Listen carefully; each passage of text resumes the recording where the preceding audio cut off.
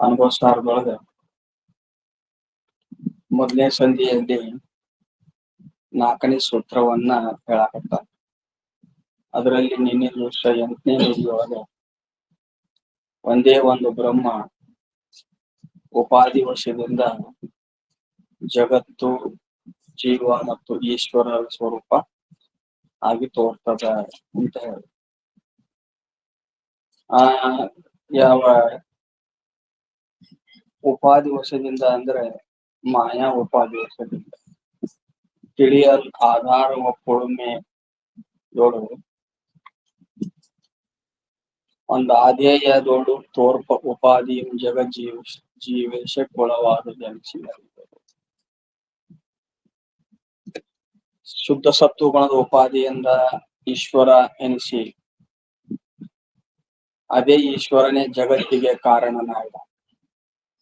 ಅಂದ್ರೆ ಆ ಶುದ್ಧ ಬ್ರಹ್ಮವೇ ಒಂದು ಶುದ್ಧ ಸತ್ವಗುಣ ಉಪಾಧಿನ ಈಶ್ವರನಾದ. ಆ ಶುದ್ಧ ಒಂದು ಬ್ರಹ್ಮವೇ ಮಲಿನ ಗುಣವುಳ್ಳ ಅವಿದ್ಯೆಯ ಉಪಾಧಿನ ಜೀವನಾದ. ಮತ್ತು ಅದೇ ಬ್ರಹ್ಮಚೇತನವೇ ತಮಗುಣ ಪ್ರಧಾನವಾದ ಪ್ರಕೃತಿಯ ಉಪಾಧಿನ ಜಗತ್ತಾಗಿ ತೋರ್ತು ಅಂತ ಹೇಳಿದ ಮೇಲೆ ಈ ಪ್ರಶ್ನೆ ಏನ್ ಮಾಡ್ತಾನಂದ್ರ, ಬ್ರಹ್ಮನ ಅಂದ್ರೆ ಶುದ್ಧ ಚೇತನದ ಆಶ್ರಯದಲ್ಲಿರುವಂತ ಮಾಯೆ ಈ ಜಗತ್ತು, ಜೀವ, ಈಶ್ವರ ರೂಪಾಗಿ ತೋರ್ತದ ಅಂತ ಹೇಳಿ ಆಧೇಯದಲ್ಲಿ ಆದ ಪರಿಣಾಮ ಆಧಾರಕ್ಕೂ ಯಾಕೆ ಸಂಬಂಧ ಆಗುವುದಿಲ್ಲ ಅಂತ ಪ್ರಶ್ನೆ ಮಾಡ್ತಾ. ಎಂದೊಡೆ ಆಧೇಯಕ್ಕೆ ಬಂದ ವಿಕೃತಿಯ ಬಾಧೆಯಿಂದ ಆಧಾರ ವಹ ನಿಜಕ್ಕಂ ಬಾಧೆ ಎಂದೆಂಬೆಯಾದೊಡೆ ಅದು ಕೇಳು. ಹಿಂಗ ನೀವು ಪ್ರಶ್ನೆ ಮಾಡಿದ್ರೆ ನಾ ಹೇಳ್ತೇನೆ, ಕೇಳು. ಗುರುಗಳು ಹಿಂದ ಅದೇ ಶುದ್ಧ ಒಂದು ಚೇತನವೇ 3 ಪ್ರಕಾರವಾಗಿ ಆಯ್ತು, ಜಗತ್ತು, ಜೀವ, ಈಶ್ವರ ಅಂತ ಆಯ್ತು.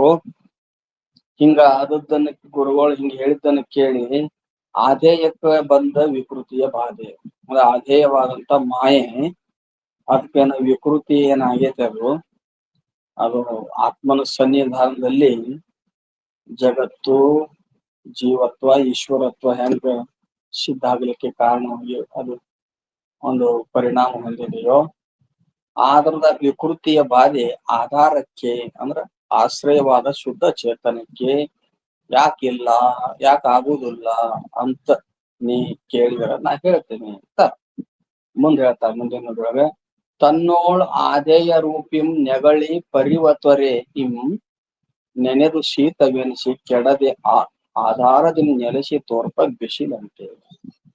ನೀ ಪ್ರಶ್ನೆ ಮಾಡಿದಕ್ಕ ನಾವು ಉತ್ತರ ಹೇಳ್ತೀವಿ. ನೀನು ಆಧೇಯಕ್ಕೆ ಬಂದಂತ ಯಾವ ವಿಕೃತಿಯ ಬಾಧೆ ಆಧಾರ ಶುದ್ಧ ಚೈತನ್ಯಕ್ಕೆ ಯಾಕಿಲ್ಲ, ಯಾಕಾಗುದಿಲ್ಲ ಅಂತ ಕೇಳಿದಲ್ಲ, ದೃಷ್ಟಾಂತ ಕೊಟ್ಟು ಹೇಳ್ತಾರೆ. ಏನಂತ, ತನ್ನೋಳ್ ಆಧೇಯ ರೂಪಿಂ ನೆಗಳಿ ಪರಿವತ್ವರೆ. ಈಗ ಮಧ್ಯಾಹ್ನ ಬಿಸಿಲು ಇರ್ತದ, ಬ್ಯಾಸಗಿ ಬಿಸಿಲು ಐತಲ್ಲ, ಮಧ್ಯಾಹ್ನ ಬಿಸಿಲಾಗ ಆ ಭೂಮಿ ಸೂರ್ಯನ ಬಿಸಿಲಿಗೆ ಕಾಯ್ತದ. ಕಾದ್ ಏನ್ ಮಾಡ್ತದಂದ್ರ ಉಷ್ಣ ಮ್ಯಾಲೆ ಹೋಗ್ತಿರ್ತದ. ಅವಾಗ ದೂರ್ಲಿಂದ ನೋಡಿದವರಿಗೆ ಅಲ್ಲಿ ಒಂದು ನೀರ್ ಹರಿಯಾಕತ್ತೇನೋ ಅಂತ ಪ್ರತೀತಿಯ. ಈಗ ಅಕಸ್ಮಾತ್ ನೀವು ಡಾಂಬರ್ ರೋಡ್ನ್ಯಾಗ ಗಾಡಿ ಬಸ್ನಾಗ ಕುಂತಿರ್ತೇವಿ, ಹೋಗ್ತಿರ್ತದ, ಗಿಡ ಇಲ್ಲಿಲ್ಲ ಅಂದ್ರೆ ಬಿಸಿಲು ಇತ್ತಂದ್ರ ಡಾಂಬರ್ ರೋಡ್ ಮ್ಯಾಲ ನೀರ್ ಹರಿದಂತ ಅನಿಸ್ತದ. ಹಂಗಾರ ಅದಕ್ಕೆ ಏನಂತಾರ ಅಂದ್ರ ಮೃಗಜಲ ಅಂತ ಕರೀತಾರ. ಅದು ಮೃಗಜಲ ಅಂದ್ರ ಎದರದ ಆಧಾರ ಮೇಲೆ ಮೃಗಜಲ ತೋರಾಕತ್ತದ, ಬಿಸಿಲಿನ ಆಧಾರದ ಮೇಲೆ ಮೃಗಜಲ ತೋರಾಕತ್ತದ. ಏನೋ ಆಧಾರ ಭೂಮಿ ಆಧಾರ ಆಗಿಲ್ಲ, ನಿಜವಾಗಿ ಭೂಮಿ ಬೇಕು, ಭೂಮಿ ಇಲ್ಲ ಅನ್ನಂಗಿಲ್ಲ. ಮುಖ್ಯ ಆಧಾರ ಬಿಸಿಲು, ಸೂರ್ಯನ ಬಿಸಿಲು. ಭೂಮಿನೇ ಆಧಾರ ಆಗಿರ್ತಂದಿದ್ರ ಅದು ಮೋಡ ಮುಸ್ಕಿದ ಮಳೆಗಾಲದಾಗ ಬಿಸಿಲು ಇಲ್ಲಿಲ್ಲ ಅಂದ್ರೆ ತೋರ್ಬೇಕಾಗಿತ್ತಲ್ಲ, ಅಥವಾ ರಾತ್ರಿ ಹೊತ್ನ್ಯಾಗ ತೋರ್ಬೇಕಾಗಿತ್ತಲ್ಲ. ಭೂಮಿ ಇದ್ರೂ ಕೂಡ ಮುಖ್ಯವಾಗಿ ಆ ಮೃಗಜಲಕ್ಕೆ ಆಧಾರ ಯಾವ್ದಂದ್ರೆ ಸೂರ್ಯನ ಬಿಸಿಲು. ಉಷ್ಣತೆ ಮೇಲೆ ಹೋಗುವಾಗ ಅದು ನೀರು ಹರಿದಂತೆ ಅನಿಸ್ತದೆ. ಪರಿವತ್ವರೆ, ನೀರ್ ಹರಿದಂತ ಅನಿಸ್ತದ.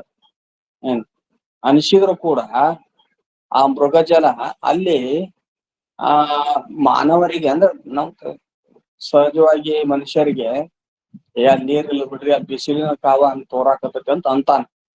ತೋರುದು ಮಿಥ್ಯ ಅದ ಮೃಗಜಲ ಅಂತಾನ. ಆದ್ರ ಮೃಗಗಳು ಚಿಗರಿ ಮೊದಲಾದವುಗಳು ಅಲ್ಲೇ ಬಾಯಾರಿಕೆಯಿಂದ ಅಲ್ಲೇ ಬೇಸತ್ತು ನೀರ್ ಹುಡುಕು ಪ್ರಸಂಗದಲ್ಲಿ ಅಲ್ಲಿ ಅದ್ ನೀರ್ ಹರಿಯಾಕತೈತಿ ಅದ್ ನೀರ್ ಐತಿ ಅಂತ ತಿಳ್ಕೊಂಡಾಗ ಓಡ್ತಾವ. ಅಂದ್ರ ಅಲ್ಲಿ ಆ ಮೃಗಜಲಕ್ಕ ನೀರ್ ಅಂತ ಸತ್ಯ ಭಾವನೆಯನ್ನ ಮಾಡ್ಕೊಂಡಿರ್ತಾವ. ಅಲ್ಲಿ ಏನಂತಾರ ಅವರು, ತನ್ನೋಳ ಆಧೇಯ ರೂಪಿಯಂ. ಯಾವ ಮೃಗಜಲವು ಆಧೇಯ ರೂಪಿನಿಂದ, ಬಿಸಿಲು ಸೂರ್ಯನ ಬಿಸಿಲು ಆಧಾರ, ಆ ಆಧಾರ ಬಿಸಿಲಿನ ಆಧಾರದ ಮೇಲೆ ಉಷ್ಣತೆ ಹೆಚ್ಚಾಗಿ ಅದು ನೀರಿನಂತೆ ಏನಾಗ್ತದ ಹರಿದು ಹೊಂಟತ್ನಪ್ಪ ಅಂತ ತೋರ್ತದ. ಯಾವುದು ಮೃಗಜಲ. ತನ್ನೋಳ್ ಎಂತಾರವರು ಆಧೇಯ ರೂಪಿ, ಆಧೇಯವಾದಂತ ಮೃಗಜಲವು ತನ್ನೋಳ ಅಂದ್ರ ಸೂರ್ಯ ಆಧಾರ ರೂಪವಾದ ಸೂರ್ಯನ ಬಿಸಿಲಿನಲ್ಲಿ ಅಂದ್ರೆ ಆಧಾರವಾದ ಸೂರ್ಯನ ಬಿಸಿಲು ಅದು ತನ್ನೋಳ್. ಯಾವುದು ಆಧೇಯ ರೂಪಿಂ ಅಂದ್ರ ಮೃಗಜಲ. ನೆಗಳಿ ಉತ್ಪತ್ತಿಯಾಗಿ ಪರಿವತ್ವರೆ ಅದು ನೀರಿನಂತೆ ಅದೇನ ಹರಿತೈತ, ಅದು ನೀರು ಹರಿಯಾಕತ್ತ ಅಂತ ಅನಿಸ್ತದ. ಹಿಂಗ್ ತೋರಿದ್ರು ಕೂಡ ಒಂದು ವೇಳೆ ಅಲ್ಲಿ ಆಧೇಯದಲ್ಲಿ ಆದಂತ ಯಾವ ವಿಕಾರ, ಅದರ ಆ ವಿಕಾರದ ಬಾಧೆ ಒಂದು ವೇಳೆ ಆಧಾರಕ್ಕಂತಂದಿದ್ರ ಅಲ್ಲಿ ಆಧೇಯ ರೂಪಿನಿಂದ ಇರುವ ಮೃಗಜಲ ಅದು ಉಷ್ಣವೇ ಮೃಗಜಲ ರೂಪದಲ್ಲಿ ತೋರಾಕತೈತಲ್ಲ, ಆ ಮೃಗಜಲ ಯಾವ ಆ ಬಿಸಿಲಿನ ಏನು ಆಧೇಯ ರೂಪಿನಿ ನೆಗಳಿ ಪರಿವರ್ತರೆ ತ್ವರೆ ಇಂ ಆ ನೀರ್ ಆ ಹರಿಯುವಂತ ಮೃಗಜಲ ನೀರಂತೂ ಒಂದು ವೇಳೆ ಸತ್ಯವಾದ ನೀರು ಐತಿ ಅಥವಾ ನೀರಿನಂತೆ ಪ್ರತೀತಿ ಆಗಿದ್ದು ಅದು ಒಂದು ವೇಳೆ ಆಧಾರಕ್ಕೆ ಅದ್ರ ಸಂಬಂಧ ಆಕೈತಿ ಅಂದಿದ್ರ ಆಧಾರವಾದ ಸೂರ್ಯನ ಬಿಸಿಲು ಆ ನೀರಿನಿಂದ ತಂಪಾಗಿ ಏನಾರ ಪ್ರತೀತಿ ಆಗ್ತದೆ, ತಂಪಾಗ್ತೈತೇನೋ ಅಂತಾರ. ಏನು ನೆನೆದು ಶೀತವೆನಿಸಿ ಕೆಡದೆ ಆಧಾರದಿಂದ ನೆಲೆಸಿ ತೋರ್ಪ ಬಿಸಿಲಂತೆ. ಹಂಗಾರ ಆ ಮೃಗಜಲ ಏನೈತಲ್ಲ ಉಷ್ಣವೇ ಮೃಗಜಲ ರೂಪದೊಳಗೆ ತೋರ್ತದಲ್ಲ, ಒಂದ್ ವೇಳೆ ಆಧಾರಕ್ಕೆ ಸಂಬಂಧ ಆಗಿದ್ರ ಅದ್ರದ್ದು, ಹಂಗಾರ ಅದಕ್ಕೆ ಆಧಾರ ಬಿಸಿಲದ, ಸೂರ್ಯನ ಬಿಸಿಲದ. ಹಂಗ ಸೂರ್ಯನ ಬಿಸಿಲು ಆ ಯಾವ ಮೃಗಜಲದಿಂದ ತೊಯ್ದು ಶೀತ ಆಗೈತೇನೋ, ತಂಪಾಗೈತೇನೋ, ಬಿಸಿಲಿನ ಜಳ ಹೋಗಿ ತಂಪಾಗಿ ಬರಾಕತ್ತೈತೇನೋ? ಇಲ್ಲ. ಹಂಗಾರ ಆಧಾರವಾದಂತ ಬಿಸಿಲಿಗೆ ಆ ಮೃಗಜಲ ರೂಪ ಆಧೇಯದಿಂದ ಯಾವ ಬಾಧೆಯೂ ಇಲ್ಲ. ಮೃಗಜಲ ಅದು ಉಷ್ಣವೇ ಮೃಗಜಲ ರೂಪದಿಂದ ವಿಕಾರ ಹೊಂದ್ಯದ. ವಿಕಾರ ಹೊಂದಿದ್ರು ಕೂಡ ಆಧಾರವಾದ ಬಿಸಿಲಿಗೆ ಹೆಂಗ ಸಂಬಂಧ ಇಲ್ಲವೋ ಅದರಂತೆ ಶುದ್ಧ ಚೇತನದಲ್ಲಿ ಮಾಯಾ ಅನ್ನುವಂತಹದ್ದವ್ರಿ ಅಥವಾ ಅವಿದ್ಯೆ ಅನ್ನುವಂಥದ್ದಾಗ್ಲಿ ಅಥವಾ ತಮಗುಣ ಪ್ರಕೃತಿ ಆಗ್ಲಿ ಇವೆಲ್ಲವನ್ನು ಏನಪ್ಪಾ ಅಂತಂದ್ರೆ ಒಂದೇ ಮಾಯನೇ ಗುಣಗಳ ಮೂಲಕವಾಗಿ ಹಿಂಗ ಸೃಷ್ಟಿಯಾಗ್ಯದ. ಎಲ್ಲ ವಿಕಾರವನ್ನು ಹೊಂದಿದ್ರು ಕೂಡ ಅದು ಶುದ್ಧ ಚೈತನ್ಯಕ್ಕೆ ಯಾವ ಸಂಬಂಧ ಅನ್ನೋದು ಇಲ್ಲವೇ ಇಲ್ಲ. ಅದು ಅಸಂಗವಾಗ್ಯದ. ಅದು ಅಷ್ಟೇ ಅಲ್ಲದೆ ಯಾವುದರ ಅಧಿಷ್ಠಾನದಲ್ಲಿ ಯಾವ ಕಲ್ಪಿತ ತೋರ್ತದೋ ಅದು ಅಧಿಷ್ಠಾನಕ್ಕೆ ಏನು ಬಾಧೆ ಮಾಡಂಗಿಲ್ಲ. ಅದು ಈ ಹಗ್ಗದೊಳಗ ಹಾವು ತೋರ್ತದಂದ್ರ ಹಗ್ಗ ಏನಾರ ವಿಷ ಆಗೈತೇನೋ? ವಿಷ ಆಗಿಲ್ಲ. ಹಂಗ ಯಾವ ಆಧಾರಕ್ಕ ಆಧೇಯದಲ್ಲಿ ಆದಂತ ವಿಕೃತಿಯ ಬಾಧೆ ಆಧಾರಕ್ಕೆ ಸಂಬಂಧ ಆಗುವುದಿಲ್ಲ. ಯಾಕ? ಅದು ಕಲ್ಪಿತವಾಗಿರುತ್ತದೆ. ಆಧೇಯ ಅನ್ನುವಂಥದ್ದು ಕಲ್ಪಿತವಾಗಿರುತ್ತದೆ. ಅದರ ವಿಕಾರತ್ವವು ಕಲ್ಪಿತವಾಗಿರುತ್ತದೆ. ಆ ಆಧಾರ ರೂಪ ಅಧಿಷ್ಠಾನ ಅದಕ್ಕಿಂತ ಭಿನ್ನ ಸತ್ತದಲ್ಲಿ ಇರ್ತದೆ. ಅದಕ್ಕೆ ಸಂಬಂಧ ಆಗುವುದಿಲ್ಲ. ಆಧಾರಕ್ಕೆ ಏನು ದೋಷ ಬರುವುದಿಲ್ಲ ಅಂತ ಈ ರೀತಿ ಇನ್ನು ಮುಂದೆ ಹೇಳ್ತಾರೆ. ಅದ್ ಹೇಳಿದಂತೆ ಏನ್ರಿ, ವ್ಯಾವಹಾರಿಕ ಸತ್ತಾತ್ಮಕವಾದ ಬಿಸಿಲಿನ ಆಧಾರದಲ್ಲಿ ಪ್ರಾತಿಭಾಷಿಕ ಸತ್ತ ಉಳ್ಳ ಮೃಗಜಲ ತೋರ್ತವ. ಅದೇ ಆಗ್ಯದ.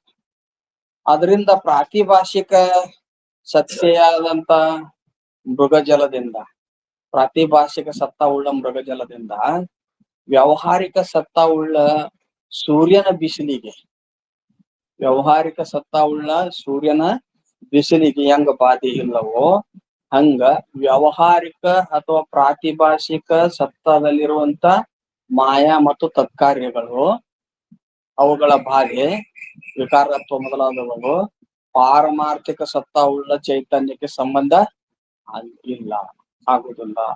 ಯಾಕಂದ್ರ ಇವೆಲ್ಲ ಕಲ್ಪಿತ ಆಗಿರ್ತಾವ. ಅದು ಅಧಿಷ್ಠಾನ ಜ್ಞಾನದಿಂದ ಕಲ್ಪಿತವು ನಾಶ ಆಗಿ ಹೋಗ್ತದ, ನಿವೃತ್ತಿ ಆಗ್ತದ ಅಂತ. ಈ ರೀತಿಯಾಗಿ ಅಧಿಷ್ಠಾನಕ್ಕೆ ಯಾವ ಬಾಧೆ ಇಲ್ಲ ಅಂತ ಹೇಳಿದ್ರು. ಅದನ್ನ ಹೇಳಿದ್ರು, ಚಿತ್ತು ತನ್ನೊಳಗಿರಪ್ಪ ಅಸತ್ತಾದ ಮಾಯೆ ಬಹುವೃತ್ತಿಗಳನ್ನ ಐದಲ್. ನಾವು ಸತ್ತಾದ ಮಾಯೆ ಅಂತ ಐತದ್ರಾಗ ನಾವ್ ಯಾವ ರೀತಿಯಿಂದ ಹೊಡಿಬೇಕಾದ ಪದ ಅಂದ್ರ ಅಸತ್ತಾದ ಏನ್ರಿ, ಅಸತ್ತಾದ ಮಾಯೆ ಅಂತನ ತಗೋಬೇಕು. ಒಂದ್ ವೇಳೆ ಸತ್ತಾದ ಮಾಯೆ ಅಂತಂದ್ರ ಮಾಯೆಗೆ ಪಾರಮಾರ್ಥಿಕ ಸತ್ತ ಅಲ್ಲಿ ಕೊಡಬಾರ್ದು, ವ್ಯಾವಹಾರಿಕ ಸತ್ತ ಕೊಡಬಹುದು. ಏನ್ರಿ, ಭಾವ ರೂಪ ಅನ್ನಬಹುದು. ಅಭಾವ ಅಲ್ಲ, ಆತ್ಮನಂತೆ ಭಾವನೂ ಅಲ್ಲ, ಭಾವ ರೂಪ ಅಂದ್ರ ಅನಿರ್ವಚನೀಯವಾಗಿ ಮಧ್ಯದಲ್ಲಿ ತೋರು. ಹಿಂಗ ಒಂದ್ ವೇಳೆ ಸತ್ತಾದ ಮಾಯೆ ಅಂತ ಹಿಂಗ್ ಸ್ವೀಕಾರ ಅದನ್ನ ಪದ ತಗೊಂಡ್ರ ಅನಾದಿ ಅನಂತ ಸತ್ತ ಅಲ್ಲ, ಅನಾದಿ ಇದ್ರು ಶಾಂತ ಸತ್ತ. ಅದನ್ನ ಹೆಂಗ್ ತಗೋಬೇಕು? ಅಸತ್ತಾದ ಮಾಯೆ ಅಂತ ತಗೊಳ್ಬೇಕು. ಅದು ಎಷ್ಟು ತೋರೈತೆ ಅಂದ್ರುನು, ವ್ಯಾವಹಾರಿಕ ಸತ್ತದಲ್ಲಿ ತೋರೈತೆ ಅಂದ್ರುನು ಮುಂದ ದೃಷ್ಟಿ ಸೃಷ್ಟಿವಾದೊಳಗ ಎರಡ್ ಸತ್ಯ ಉಳಿತಾವಲ್ಲ, ಆ ದೃಷ್ಟಿ ಸೃಷ್ಟಿವಾದೊಳಗ ಒಂದು ಪಾರಮಾರ್ಥಿಕ ಇನ್ನೊಂದು ಪ್ರಾತಿಭಾಷಿಕ ಎರಡೇ ಮಾಡಿಬಿಡ್ತಾರ. ಅವಾಗ ಅಲ್ಲಿ ಪ್ರಾತಿಭಾಷಕಕ್ಕೆ ಹೋಗ್ತವ ಮಾಯ, ಜಗತ್ತು ಮತ್ತು ಮಾಯ ಪ್ರಾತಿಭಾಷಕ್ಕೆ ಹೋಗ್ತವ. ಆದ್ರಿಂದ ಅಸತ್ತಾದ ಮಾಯೇನಂತನ ತಗೋಬೇಕು. ಇಲ್ಲ ನೀವು ಸತ್ತಾದ ಮಾಯೆ ಅಂದ್ರ ಮಾಯೆ ಹಂಗ ಸತ್ತಾದ ಅದೊಂದು ಸತ್ತು ಬ್ರಹ್ಮ ಒಂದು ಸತ್ತು ಎರಡು ಸತ್ತಾದವಲ್ಲ ಅಂತ ಅಂದರ ಬ್ರಹ್ಮನಂತೆ ಅನಾದಿ ಅನಂತ ಅಲ್ಲ, ಇದು ಭಾವರೂಪವಾಗಿ ಅನಿರ್ವಚನೀಯ ತೋರ್ಯದ ಅಂತ ಇಷ್ಟರ ಮಟ್ಟಿಗೆ ನಾವು ತಿಳ್ಕೋಬೇಕು ಅಂತ. ಅದಕ್ಕೆ ಚಿತ್ತು ತನ್ನೊಳಗಿರಪ್ಪ ಅಸತ್ತಾದ ಮಾಯೆ ಬಹುವೃತ್ತಿಗಳನ್ನ ಐದಲು. ಬಹುವೃತ್ತಿಗಳನ್ನ ಬೇರೆ ಬೇರೆ ಭೇದಾಕಾರವಾದ ಜಗದಾದಿ ರೂಪದಿಂದ ತೋರಿದ್ರನು, ಅಂದ್ರೆ ವಿಕಾರ ಹೊಂದಿದ್ರನು ಬಾಧೆ ಒಡೆಯುತ್ತಿರೋದು ತಾನು ಉಳುಮೆಯಾಗಿ. ಯಾವುದು? ಚೇತನ ತಾನು ಉಳುಮೆಯಾಗಿ ಅಂದ್ರೆ ಪಾರಮಾರ್ಥಿಕ ಸತ್ತದಲ್ಲಿರುವಂತ ಚೇತನ. ಅದರಿಂದ ಮಾಯೆಯ ವಿಕಾರ ಎಷ್ಟೋ ಇದ್ರೂ ಕೂಡ ಏನು ಅದ್ರ ಸಂಬಂಧ, ಅದರ ವಿಕಾರತ್ವ ಯಾವ ಪಾರಮಾರ್ಥಿಕ ಸತ್ತ ಉಳ್ಳ ಚೈತನ್ಯಕ್ಕೆ ಸಂಬಂಧ ಆಗುವುದಿಲ್ಲ. ಅದಕ್ಕೆ ಬಿಸಿಲಿನ ದೃಷ್ಟಾಂತ ಕೊಟ್ಟು ಹೇಳಿದ್ರು, ಬಿಸಿಲಿನ ದೃಷ್ಟ ಕೊಟ್ಟು ಅಂತ ಅದನ್ನ ಇದು ಸಿದ್ಧಾಂತ ಹೇಳಿದ್ರು.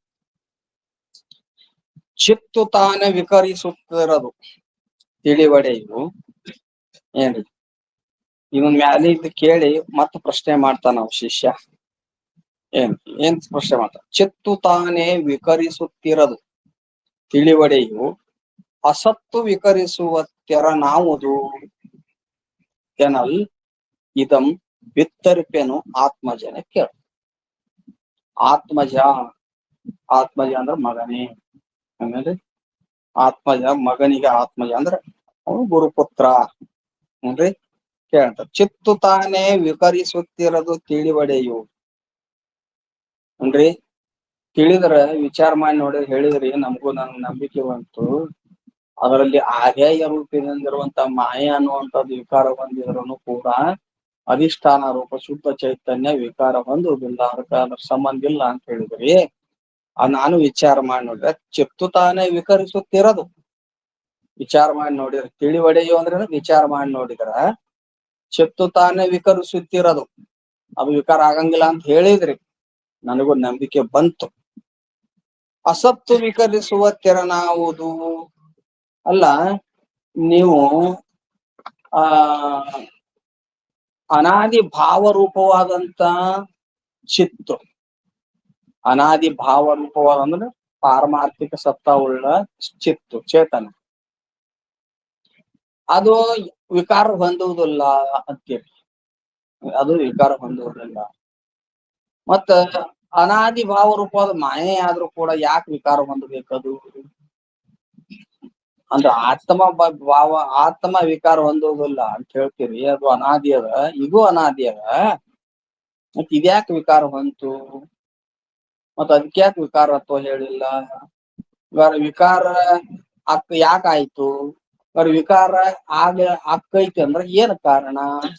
ಮಾಯೆ ವಿಕಾರ ಆಕೈತಿ ಅಂದ್ರ ಏನ್ ಕಾರಣ ಅಂತ ಪ್ರಶ್ನೆ ಮಾಡಿದರೆ, ನೋಡು, ಕೇವಲ ಮಾಯಾನು ವಿಕಾರ ಹೊಂದಕ್ಕ ಅದು ಸ್ವತಂತ್ರವಾಗಿ ತನ್ನಿಂತಾನೇ ಇದ್ದುಕೊಂಡು ವಿಕಾರ ಹೊಂದುವುದಿಲ್ಲ. ಶುದ್ಧ ಬ್ರಹ್ಮನು ಕೂಡ ಜಗತ್ತಿಗೆ ಕಾರಣ ಅಲ್ಲ. ಕೇವಲ ಆತ್ಮ ಅಥವಾ ಬ್ರಹ್ಮನನ್ನ ಬಿಟ್ಟು ಸ್ವತಂತ್ರವಾಗಿ ಕೇವಲ ಈ ಮಾಯೆಯೂ ಕಾರಣ ಅಲ್ಲ. ಯಾಕಂದ್ರ ನೀ ಹಿಂದಿನ ಇದ್ರಾಗ ದೃಷ್ಟಾಂತ ಹೇಳಿದ್ರು, ಗೊಳಲಿಯಿಂದನೂ ಅಂಕುರ ಉತ್ಪತ್ತಿ ಆಗುದಿಲ್ಲ, ಬರೀ ಅಕ್ಕಿಯಿಂದನೂ ಅಂಕುರ ಉತ್ಪತ್ತಿ ಆಗುದಿಲ್ಲ. ಎರಡೂ ಕೂಡಿದಾಗ ಭತ್ತ ಬಿತ್ತಿದ್ವಾಗ ಏನಕತಿ? ಅಂಕುರ ಉತ್ಪತ್ತಿ ಆಗ್ತದೆ. ಅದರಂತೆ ಇಲ್ಲಿ ಇದು ಈ ಕೇವಲ ಮಾಯೆ ಸ್ವತಂತ್ರವಾಗಿ ಪರಿಣಾಮ ಹೊಂದಿಲ್ಲ. ಕೇವಲ ಬ್ರಹ್ಮವೂ ಜಗತ್ತಿಗೆ ಕಾರಣ ಅಲ್ಲ. ಯಾವ ಮಾಯೆ ಮತ್ತು ಬ್ರಹ್ಮರ ಒಂದು ಸಂಬಂಧ, ಕಲ್ಪಿತ ತಾದಾತ್ಮ್ಯ ಸಂಬಂಧ, ಆ ಸಂಬಂಧ ಆಯ್ತು ಅಂದ್ರ ಅಲ್ಲಿ ಈಶ್ವರತ್ವ ಸಿದ್ಧ ಆಗ್ತದೆ. ಈಶ್ವರ ಉಂಟಾದ ಅಂದ್ರೆ ಈಶ್ವರತ್ವ ಸಿದ್ಧ ಆಗ್ತದೆ. ಆ ಈಶ್ವರ ಜಗತ್ತಿಗೆ ಅಭಿನ್ನ ನಿಮಿತ್ತ ಉಪಾದಾನ ಕಾರಣ ಅದಾನ. ಜಗತ್ತಿಗೆ ಈಶ್ವರ ಹೆಂಗದಾನಿವ? ಅಭಿನ್ನ ನಿಮಿತ್ತ ಉಪಾದಾನ ಕಾರಣ ಅದಾನ.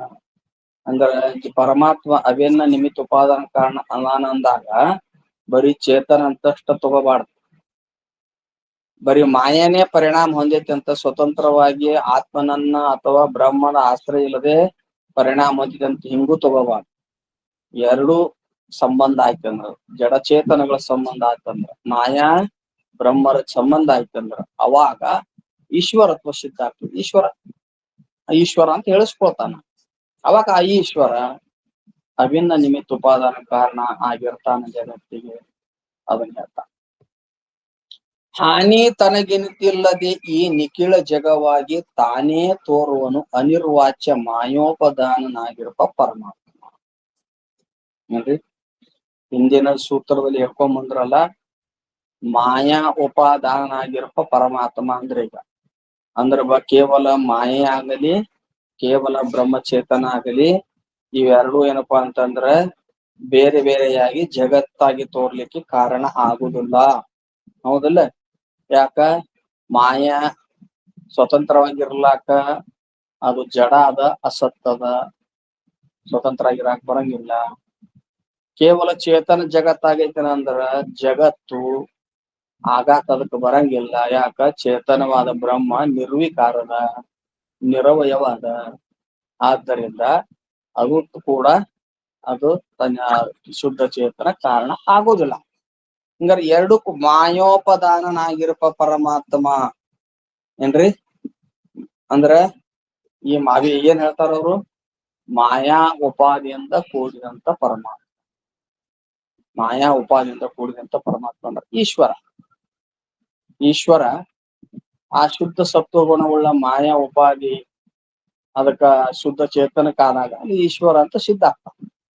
ಅವಾಗ ಈಶ್ವರನಿಗೆ ಸರ್ವಜ್ಞತ್ವ, ಸರ್ವಶಕ್ತಿತ್ವ, ಸ್ವಾಧೀನತ್ವ, ಏಕತ್ವ ಮೊದಲಾದ 8 ಗುಣಗಳನ್ನ ಹೇಳ್ಯಾರ ನೋಡ್ರಿ ವಿಚಾರ ಚಂದ್ರಗ.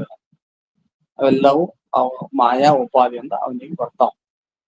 ಅವ ಅಂತ ಆ ಪರಮಾತ್ಮ ಆ ಜಗತ್ತನ್ನ ರಚನೆ ಮಾಡ್ಬೇಕಾಗಿತ್ತಂದ್ರ ಅವ ಅಭಿನ್ನ ನಿಮಿತ್ತ ಉಪಾದಾನ ಕಾರಣನಾಗ್ಯಾನ ವಿನಃ ಭಿನ್ನ ನಿಮಿತ್ತ ಉಪಾದಾನ ಅಲ್ಲ.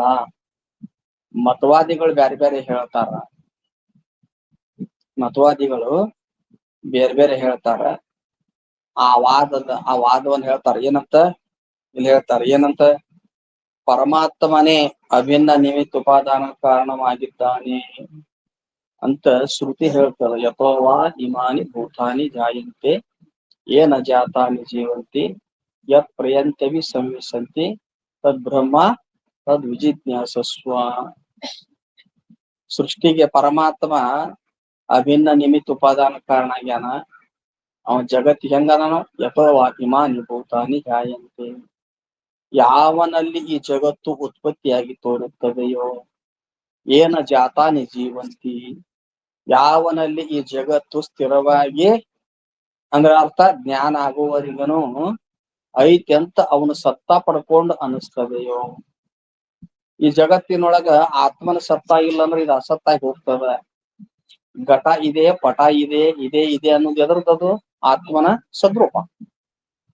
ಮತ್ತ ಯಾವುದರಲ್ಲಿ ಈ ಜಗತ್ತು ಪ್ರಳಯ ಕಾಲದಲ್ಲಿ ಲಯ ಹೊಂದುತ್ತದೆಯೋ, ಅಥವಾ ಯಾವುದರ ಅಧಿಷ್ಠಾನ ಜ್ಞಾನ ಐತಲ್ಲ, ಯಾವುದರ ಜ್ಞಾನದಿಂದ ಈ ಜಗತ್ತು ಮಾಯೆ ಮಿಥ್ಯೆಯಾಗುತ್ತದೆಯೋ ಅಂತ ಬ್ರಹ್ಮ ಅದು ಉಪಾದಾನ ಕಾರಣ. ಅಂದ್ರೆ ಈಶ್ವರ ಅಂತ ಈಶ್ವರ ಉಪಾದಾನ ಕಾರಣನೂ ಆಗ್ಯಾನ, ನಿಮಿತ್ತ ಕಾರಣನೂ. ಅದನ್ನ ಆ ಅವಿನ ನಿಮಿತ್ತ ಉಪಾದಾನ ಕಾರಣ ಹೇಳೋ ಸಲುವಾಗಿ ಈ ಶ್ರುತಿ ಹೇಳ ಜನ್ಮಾದ್ಯಸ್ಯ ಯತಃ ಏನ್ರಿ, ಜನ್ಮಾದಿ ಏನ್ರಿ, ಜನ್ಮಾದಿ ಅಂದ್ರ ಜನ್ಮ ಅಂದ್ರ ಜಗತ್ತಿನ ಸೃಷ್ಟಿ ಸ್ಥಿತಿ ಲಯ ಯಾರ ಒಂದು ಅವಕಾಶದಲ್ಲಿ ಆಗುತ್ತದೆಯೋ ಅಂತ. ಜನ್ಮಾದ್ಯಸ್ಯ ಯತಃ ಅಂತ ಈ ಬ್ರಹ್ಮಸೂತ್ರದೊಳಗೆ ಬರ್ತದಲ್ಲ, ಅದಕ್ಕೆ ಈ ರೀತಿಯಾಗಿ ಅಭಿನ್ನ ನಿಮಿತ್ತ ಉಪಾದಾನ ಕಾರಣ ಹೇಳ. ಅಂದ್ರೇನು? ವಿವರ್ತವಾದ. ಅಭಿನ್ನ ನಿಮಿತ್ತ ಉಪಾದಾನ ಕಾರಣ ಅಂದ್ರೆ ಏನದು? ವಿವರ್ತವಾದ. ನೈಯಾಯಿಕರು ಹೇಳ್ತಾರ ಭಿನ್ನ ನಿಮಿತ್ತ ಉಪಾದಾನ ಕಾರಣ ಹೇಳ್ತಾರ, ಈಶ್ವರನನ್ನು ಒಪ್ತಾರ. ಆದ್ರೆ ಜಗತ್ತಿಗೆ ಉಪಾದಾನ ಕಾರಣ ಯಾವ್ದಂತ ಹೇಳ್ತಾರ ಅವ್ರ ಪರಮಾಣುಗಳು. ಪರಮಾಣುಗಳು ಜಗತ್ತಿಗೆ ಉಪಾದಾನ ಕಾರಣ ಅದಾವ, ಈಶ್ವರನು ನಿಮಿತ್ತ ಕಾರಣ. ಹೆಂಗ ಕುಂಬಾರ ಗಡಿಗೆ ತಯಾರು ಮಾಡ್ಬೇಕಾಗಿತ್ತಂದ್ರ ಉಪಾದಾನ ಯಾವ್ದಪ್ಪ ಗಡಿಗೆಗೆ? ಅಂದ್ರ ಮಣ್ಣದ. ಆವದ ಮಣ್ಣದ ಕುಲಾಲ್ ಏನದ ನಾವ ನಿಮಿತ್ತ ಕಾರಣ. ಅಂದ್ರ ನೈಯಾಯಿಕರು ಜಗತ್ತಿನ ಪ್ರಳಯ ಹೇಳುವಾಗ 4 ಭೂತಗಳು ಅನಿತ್ಯದ, 4 ದ್ರವ್ಯಗಳು ಏನದಾವು ಅನಿತ್ಯ. ಭೂಮಿ, ಜಲ, ಅಗ್ನಿ ಮತ್ತು ವಾಯು. ಆಕಾಶ ಅನ್ನುವಂಥದ್ದು ನಿತ್ಯ ದ್ರವ್ಯ ಅಂತಾರ. ಈ ಭೂಮಿ ಮೊದಲಾದವುಗಳದಾವಲ್ಲ, ಇವು ಪ್ರಳಯ ಕಾಲದಲ್ಲಿ ನಾಶ ಆದ್ರೂ ಕೂಡ ಪರಮಾಣುಗಳ ರೂಪದಿಂದ ನಿತ್ಯ ಆಗ್ಯಾವ. ಅಂದ್ರೆ ಇವುಗಳ ಪರಮಾಣುಗಳು ನಿತ್ಯವಾಗಿ ಉಳಿದಿರ್ತಾವ ಅಂತಾರ. ಅವು ಅಷ್ಟು ಬಹಳ ಸೂಕ್ಷ್ಮ ಇರ್ತಾವ. ಏನು ಅವ್ ಮತ್ತ ಅವ್ ಪರಮಾಣುಗಳು ನಿರವಯವ ಅಂತಾರ. ನಿರವಯವ ಅಂತಾರ, ನಿತ್ಯ ಅಂತಾರ. ಸೃಷ್ಟಿ ಕಾಲದೊಳಗ ಆ ಪರಮಾತ್ಮ ಇಚ್ಛಾ ಮಾಡಿನಂದ್ರ ಅವರು ಇಚ್ಛಾ ಜ್ಞಾನ ಪ್ರಯತ್ನ ಹೇಳ್ತಾರ. ಯಾರಿಗೆ? ಈಶ್ವರನಿಗೆ. ಅವನ ಇಚ್ಛಾ ಜ್ಞಾನ ಪ್ರಯತ್ನ ನಿತ್ಯ ಅಂತಾರ. ಜೀವನದನು ಇಚ್ಛಾ ಜ್ಞಾನ ಪ್ರಯತ್ನ ಅದಾವ ಅಂತಾರ, ಅದಕ್ಕೆ ಅನಿತ್ಯ ಅಂತ. ಹಂಗಾರ ಪರಮಾಣುಗಳೇ ಉಪಾದಾನ ಕಾರಣ ಅದಾವ. ಆದರೆ ಈ ಈಶ್ವರ ಏನದ ನಿಮಿತ್ತ ಕಾರಣ. ಈಶ್ವರ ಇಲ್ಲದೆ ಪರಮಾಣುಗಳು ಸಂಯೋಗ ಆಗೋದಿಲ್ಲ, ಅವು ಇಚ್ಛಾ ಮಾಡ್ಬೇಕು. ಅವಾಗ ಪರಮಾಣುಗಳು ಸಂಯೋಗ ಹೊಂದಲಿಕ್ಕೆ ಪ್ರಾರಂಭ ಆಗ್ತಾವ. 2 ಪರಮಾಣುಗಳು ಸೇರಿದ ದ್ವಣಕ ಅಂತಾರ. ಆ 3 ದ್ವಣಕಗಳು ಸೇರಿದ ಅಂದ್ರ ತ್ರಣುಕ ಅಂತಾರ. ಆ 4 ತ್ರಣುಕಗಳ ಸೇರಿದ್ರ ಚತುರ್ಣುಕ ಅಂತಾರ. ಒಂದಕ್ಕೊಂದು ಕೂಡ್ಕೊಂತ ಹೋಗ್ತಾವ ಏನ್ರಿ, ಅವಾಗ ಈ ಸೃಷ್ಟಿ ತೋರ್ಲಿಕ್ಕೆ ಪ್ರಾರಂಭ ಆಗ್ತದ ಅಂತ ಹಿಂಗ ಹೇಳ್ತಾರ. ಇದಕ್ಕೆ ಆರಂಭವಾದ ಅಂತ. ನೈಯಾಯಿಕರು ಯಾವ ವಾದ ಹೋಗ್ತಾರ? ಪರಮಾಣುಗಳ ಸಂಯೋಗಕ್ಕೆ ಆರಂಭವಾದ ಅಂತ. ಮತ್ತ ಸಾಂಖ್ಯರು ಏನು ಹೋಗ್ತಾರ? ಪರಿಣಾಮವಾದ ಹೋಗ್ತಾರ. ಅವರು ಪ್ರಕೃತಿ ಸತ್ಯದ ಏನ್ ಅದೇ ಸ್ವತಂತ್ರವಾಗಿ ಆತ್ಮ ಅಥವಾ ಆತ್ಮ ಏನನ್ನ ಇವ ಪುರುಷ, ಪ್ರಕೃತಿ ಒಂದದ, ಆತ್ಮ ಒಂದದ. ಆತ್ಮ ಪುರುಷ ಸ್ವರೂಪದಿಂದ ಅಸಂಗನಾಗಿರ್ತಾನ, ಚಿನ್ಮಾತ್ರನಾಗಿರ್ತಾನ. ಆದ್ರ ಅವನ ಸನ್ನಿಧಾನದಲ್ಲಿರುವಂತ ಈ ಪ್ರಕೃತಿ ಸ್ವತಂತ್ರವಾಗ್ಯದ. ಇದಕ್ಕೂ ಸ್ವತಂತ್ರತೆ ಹೇಳ್ತಾರ, ಆತ್ಮನಿಗೆ ಸ್ವತಂತ್ರನೂ ಹೇಳ್ತಾರ.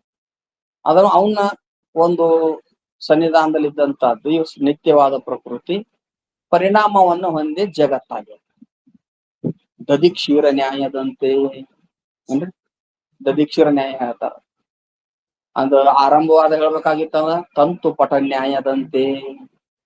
ತಂತು ಪಟ ನ್ಯಾಯ ಅಂತಾರ. ಎಳೆಗಳು ತಂತು ಅಂದ್ರೆ ಏನು? ಅರಿವಿ ಎಳಿಗಳು ಇರ್ತಾವಲ್ಲ, ಎಳಿ ಎಳಿ ಎಳಿ ಎಳಿ ಸಂಯೋಗ ಒಂದೇ ಅರಿವಿ ಆಗ್ತದೆ. ತಂತು ಪಟ ನ್ಯಾಯ ದೃಷ್ಟಾಂತ ಅದಕ್ಕೆ. ಇವ್ರದ್ದು ಹಾಲು ಕೆಟ್ಟು ಮೊಸರಾದಂತೆ ದಧಿಕ್ಷೀರ ನ್ಯಾಯ ಯಾರ್ದು? ಸಾಂಖ್ಯ. ಇನ್ನೊಬ್ರು ಪೂರ್ವ ಮೀಮಾಂಸಕರು ಒಬ್ರು ಅದಾರ, ಅವ್ರು ವೃತ್ತಿವಾದವನ್ನು ಹೋಗ್ತಾರ.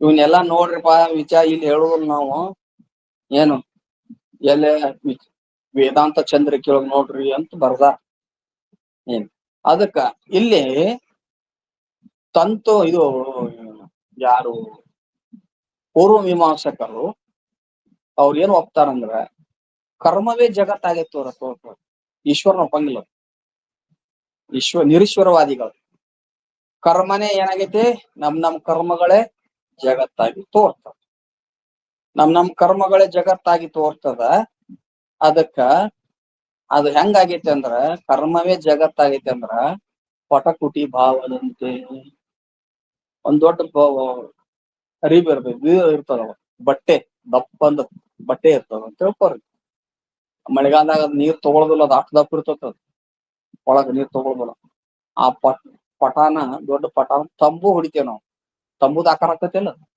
ಕುಟಿ ಅಂದ್ರ ತಂಬು ಅಂದ್ರ ಜೋಪಡಿ ಹಾಕ್ತಾರ ಅದು ಆ ದೊಡ್ಡ ಬಟ್ಟೆನೆ ತಂಬುದ ಆಕಾರ ತೋರಿದಂತೆ ಜೀವರಾಶಿಗಳ ಕರ್ಮ ರಾಶಿ ಏನು ಜೀವಗಳು ಇರ್ತಾರಲ್ಲ ಅವ್ರ ಕರ್ಮ ಜಗತ್ತಾಗಿ ತೋರಿತಾರೆ ಹಂಗ ತೋರುವುದರಿಂದ ಈ ಜಗತ್ತಾಗೈತಿ ಅಂತಾರ ಇವೆಲ್ಲ ಮತಗಳು ಹೇಳುವುದು ಯುಕ್ತಿಗೆ ಅನುಭವಕ್ಕ ವಿರೋಧದ ಶ್ರುತಿಗೂ ವಿರೋಧ ಪರಮಾಣು ಅಂದ್ರೆ ಪರಮಾಣುಗಳ ಉಪಾದಾನ ಕಾರಣ ಈಶ್ವರ ನಿಮಿತ್ತ ಕಾರಣ ಅಂತ ಭಿನ್ನ ನಿಮಿತ್ತ ಉಪಾದಾನ ಕಾರಣ ಹೇಳಿದ್ರು ಯಾರು ನಾವ್ ಹೇಳಿದ ಅವ್ರ ಮಾತು ಸರಿಯಲ್ಲ ಪರಮಾಣುಗಳು ನಿರವಯವ ಅಂತೀರಿ ನಿರವಯವದಲ್ಲಿ ಸಂಯೋಗ ಅಂದ್ರೆ ಆಗ್ತೈತೆ ಆಗಂಗಿಲ್ಲ ಅದಕ್ಕ ಮಾತು ಸರಿ ಅಲ್ಲ ಸಾಂಖ್ಯರು ಹೇಳ್ತಾರ ಸ್ವತಂತ್ರವಾಗಿ ಪ್ರಕೃತಿ ಇರ್ತಲ್ಲ ಅದು ಸರಿಯಲ್ಲ ಯಾಕ ಅದು ಪ್ರಕೃತಿ ಅನ್ನುವಂಥದ್ದು ಕಲ್ಪಿತವಾಗಿರುವುದರಿಂದ ಮಾಯೆ ಅದು ಸ್ವತಂತ್ರವಾಗಿ ಇರಾಕ್ ಬರಂಗಿಲ್ಲ ಅದು ಕರ್ಮವೇ ಜಗತ್ತಾಗೈತೆ ಅಂದ್ರ ಕರ್ಮ ಜಡ ಐತಲ್ಲ ಜಡ ಇದ್ದದ್ದು ತಾನಿನ್ ತಾನೇ ಹೆಂಗ ಆಕಾರ ಜಗದಾಕಾರ ತೋರ್ತು ಹಿಂಗೆಲ್ಲ ದೋಷ ಬರ್ತಾರ ಹಂಗಾರ ವೇದಾಂತಿಗಳು ಏನ್ ಓದ್ತಾರ ಅನಿರ್ವಚನೀಯ ಖ್ಯಾತಿ ಅವೇ ವಿವರ್ತ ಉಪಾದಾನ ಅಥವಾ ಅಭಿನ್ನ ನಿಮಿತ್ತ ಉಪಾದಾನ ಕಾರಣದಿಂದ ಅಭಿನ್ನ ನಿಮಿತ್ತ ಉಪಾದಾನ ಕಾರಣ ಆಗ್ಯಾನ ಈಶ್ವರ ಜಗತ್ತಿಗೆ ಹೌದಲ್ಲ ಹಾಗೆ ಅಂದ್ರ ಈ ರೀತಿಯಾಗಿ ಅದು ಹಿಂಗ್ ಹೇಳುವುದು ಏನದಲ್ಲ ವಿವರ್ತವಾದ ಅಂತ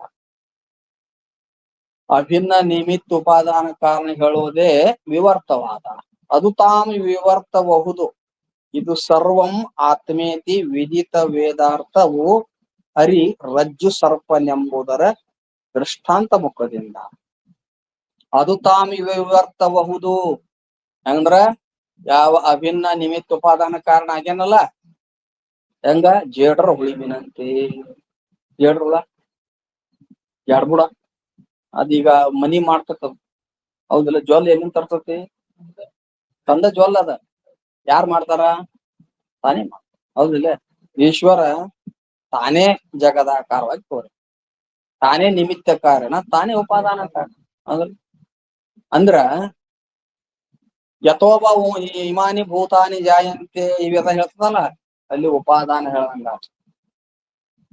ನಿಮಿತ್ತ ಏನು ಶ್ರುತಿ ಹೇಳುವಾಗ ತದೈಕ್ಷತ ಬಹುಶ್ಯಾಂ ಪ್ರಜಾಯೇಯ ಶ್ರುತಿ ಹೇಳ ಅಂದ್ರ ನಾವೊಬ್ಬನೇ ಇರಾಕ್ ಆಗುವುದಿಲ್ಲ ಬಹು ಪ್ರಜೆಗಳಾಗಬೇಕು ಅಂತ ಸಂಕಲ್ಪ ಮಾಡಿದಲ್ಲ ಸಂಕಲ್ಪ ಯಾವಾಗಲೂ ನಿಮಿತ್ತ ಕಾರಣದಲ್ಲಿ ಇರ್ತದೆ ಯಥೋವ ಇಮಾನಿ ಭೂತಾನಿ ಜಯ ಅಂತ ಹೇಳ್ತಾರಲ್ಲ ಇದು ಉಪಾದಾನಕ್ಕೆ ಬರ್ತದೆ ಶ್ರುತಿ ಅಭಿನ್ನ ನಿಮಿತ್ತ ಉಪಾದಾನ ಹೇಳ್ತಾರೆ ಅದಕ್ಕೆ ಅದು ಹಿಂಗ್ ಹೇಳ್ತಾರಲ್ಲ ಅಭಿನ್ನ ನಿಮಿತ್ತ ಉಪಾದಾನ ಅದಕ್ಕನ ವಿವರ್ತವಾದ ಅದು ತಾವು ವಿವರ್ತಬಹುದು ಇದು ಶ್ರುತಿ ಹೇಳ್ತದ ನೋಡಿ ಸರ್ವಂ ಆತ್ಮೇತಿ ಶ್ರುತಿ ಸರ್ವಂ ಆತ್ಮೇತಿ ಅಂತ ಹೇಳ್ಬೇಕಾಗಿತ್ತು ಅಂದ್ರ ಈ ತೋರುವ ನಾಮ ರೂಪಾತ್ಮಕ ಜಗತ್ತೆಲ್ಲ ಆತ್ಮ ಸ್ವರೂಪವಾಗಿದೆ ಹಂಗಾರ ಈ ತೋರುವ ನಾಮ ರೂಪಾತ್ಮಕ ಜಗತ್ತು ಆತ್ಮ ಸ್ವರೂಪವಾಗಿದೆ ಅಂದ್ರ ಇದು ಬ್ರಹ್ಮಮಯವೇ ಆಗಿದೆ ಅಂದ್ರ ಇದು ಅಭಿನ್ನ ನಿಮಿತ್ತ ಉಪಾದಾನ ಕಾರಣನಾಗಿ ಜಗದಾಕಾರವಾಗಿ ತೋರ್ಯಾನ ಇದು ತೋರುವ ನಾಮ ರೂಪಾತ್ಮಕವಾದ ಜಗತ್ತು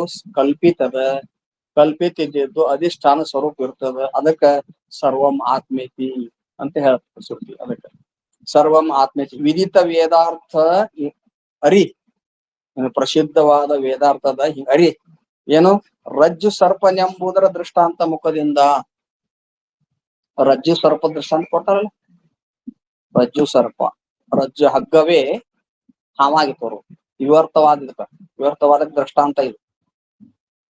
ಬಂಗಾರವೇ ಆಭರಣವಾಗಿ ತೋರು. ವಿವರ್ತ ಅಂತ ಎದಕ್ಕಂತಾರ? ಮುಂದಿದ್ದ ಲಕ್ಷಣ ಹೇಳ್ತಾರ ಅದಕ್ಕ. ವಿವರ್ತ ಅಂತ ಎದಕ್ಕಂತಾರಂದ್ರ ಸ್ವರೂಪ ಕೆಟ್ಟಿಲ್ಲ, ತೋರುವುದು ಬಿಟ್ಟಿಲ್ಲ, ತನ್ನ ಸ್ವರೂಪ ಕೆಡಿಸ್ಕೊಂಡಿಲ್ಲ, ಅನ್ಯತಾ ರೂಪವಾಗಿ ತೋರುವುದು ಬಿಟ್ಟಿಲ್ಲ, ಅದಕ್ಕ ವಿವರ್ತ ಅಂತಾರ. ವಿವರ್ತಕ್ಕ ಮುಂದ ಲಕ್ಷಣ ಹೇಳ್ತಾರ ಏನ್ರಿ? ಏನ್ ಹೇಳ್ತಾರ? ಮೂರು ಸತ್ತ ಒಪ್ಪಿ ವಿವರ್ತಕ ಲಕ್ಷಣ ಹೇಳ್ತಾರ.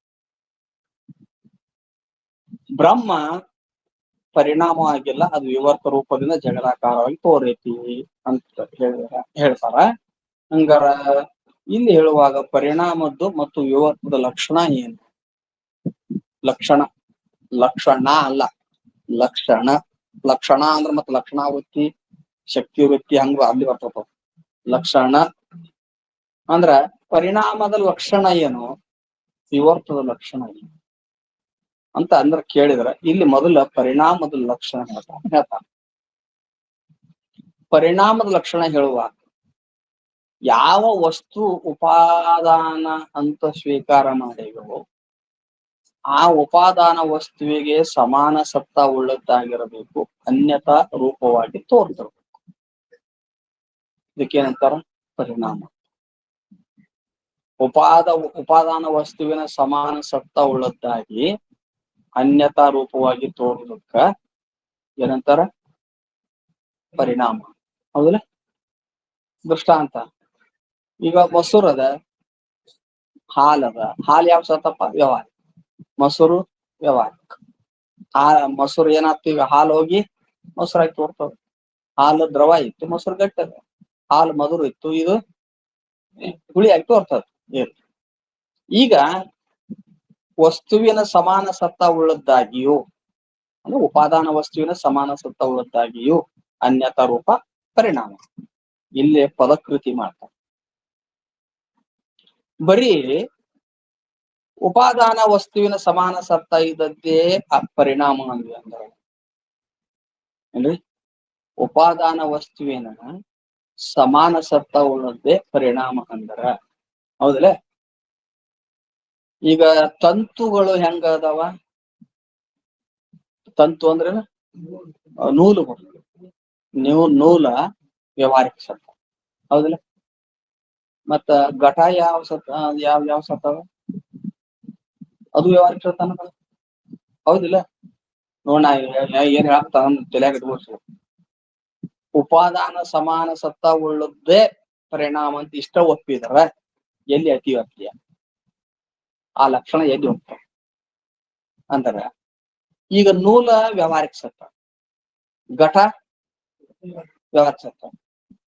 ಉಪಾದಾನ ಸಮಾನ ಸತ್ತ ಉಳ್ಳದ್ದೇ ನಾವು ಪರಿಣಾಮ ಅಂದ್ರ ಹಂಗಾರ ನೂಲು ಘಟ ಆಗ್ಬೇಕಾಗಿತ್ತಲ್ಲ. ಅಲ್ಲೇ ನೂಲಿನ ಪರಿಣಾಮ ಘಟ ಅಂತ ಒಪ್ಪಬೇಕಾಯ್ತಲ್ಲ. ಗೊತ್ತದಲ್ಲ? ನೂಲಿನ ಪರಿಣಾಮ ಏನಂತ ಒಪ್ಪಬೇಕು? ಪಟ ಅಲ್ಲ, ಘಟ ಅಂತ ಒಪ್ಪಬೇಕೀಗ ನಾವ. ಅವನಿಗೆ ಪ್ರಶ್ನೆ ಮಾಡಕತ್ತೇವ ಈಗ.